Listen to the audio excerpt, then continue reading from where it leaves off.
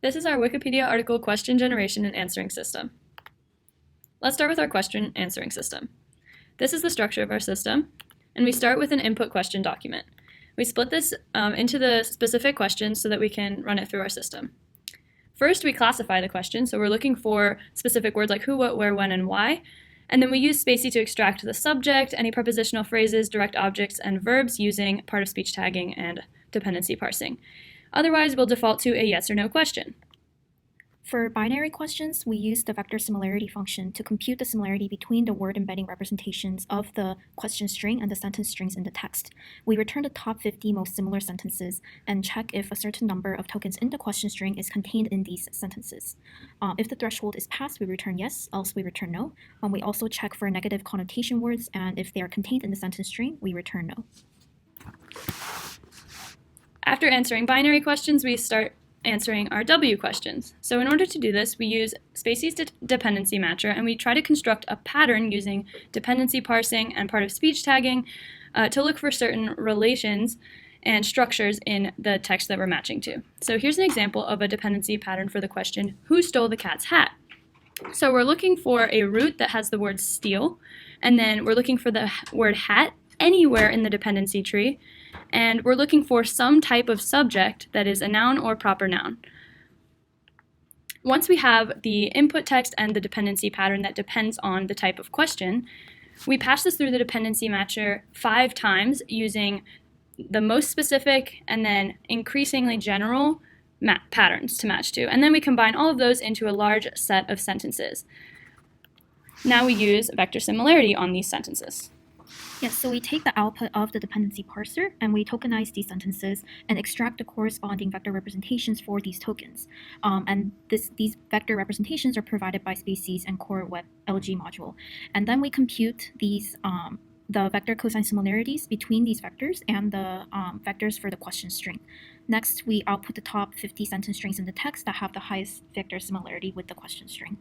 Once we have the top 50 most similar sentences, we can apply BERT to extract the answer from those sentences. Yeah, so we take the output from the vector similarity module and utilize the pre-trained BERT from question answering model, which identifies the start and end token from the given subset of 50 sentence strings.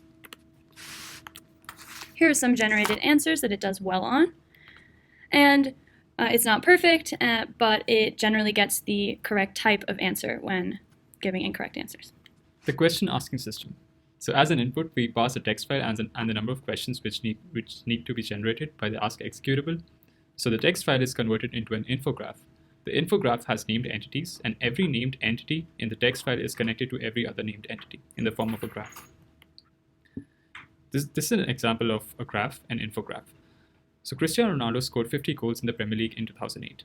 All of the named entities in this particular sentence is converted into a node, and these nodes are connected in the form of a graph. Next, the text file is converted into sentences. So if we have n sentences, the system would run on each of those sentences. Each sentence is passed into 2 systems, detect queue and tense handler. Detect queue basically detects the type of question that can be generated. So it could either be who, when, yes, no, what, whose, or where. Now, when we convert a sentence into a question, the tense changes. For example, James played the piano on Sunday can be converted into did James play the piano on Sunday? So the key utilities to convert a sentence into a question are n_j, root, and subtree analysis. Once the dependency parse tree has been generated, it needs to be rearranged to form a question out of the sentence. For example, Tom plays soccer in Miami. This has a root, which is plays, an n_j Tom, and direct object, which is soccer. To convert this into a where question, we need to mask the in and Miami words, which are the preposition and preposition object respectively. Plays would be converted into does play, and this is handled by the tense handler.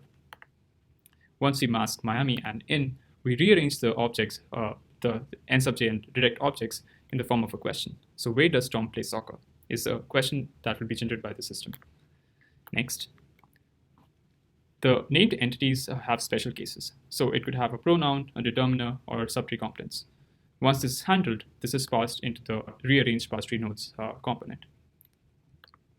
Once the question has been generated, we pass this through a question sanity checker. It trims the length of the question, It removes excess punctuation, strips white space and new lines, and detects gibberish alphanumerics. This question is then passed into a ranker system, which basically sorts all the questions based on the probability scores or the sanity scores, depending upon the quality of the question. Once all of the questions have been put into the ranker, we return the top n questions. Here are some examples of the generated questions. And here are some examples of questions which do not make sense or are grammatically incorrect. Now, we ran into some challenges and there is scope for potential improvement in our system. First, we could use co-reference resolution to improve the question asking and answering system. Now, we tried doing this, however, we ran into another issue. Co-reference resolution does not work with SPACY 3.0+. Additionally, we could deal with edge cases better in our answering system, such as passive tense questions, and improving the patterns that we use in our dependency matcher. We could also improve the infograph to extract relevant information. We can also look into different word embedding representations to capture more semantic meaning of the sentences. Thank you.